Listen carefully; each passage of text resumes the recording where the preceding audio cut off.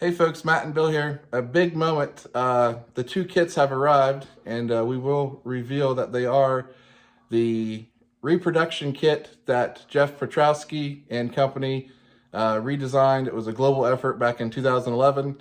It was in the model airplane news, I believe, or model aviation back then. We'll post some information about that and all the articles that we have on the SIMLA. But the first big thing that we want to give thanks to is the RC Group's users Wingtips and Comet 44. We posted a wanted ad on RC Groups, and they graciously responded to it and offered to sell us these two kits. They were long out of production. There was only one run made. It was actually cool. I was in brief contact. Dwayne Wilson, he was one of the big designers of this kit.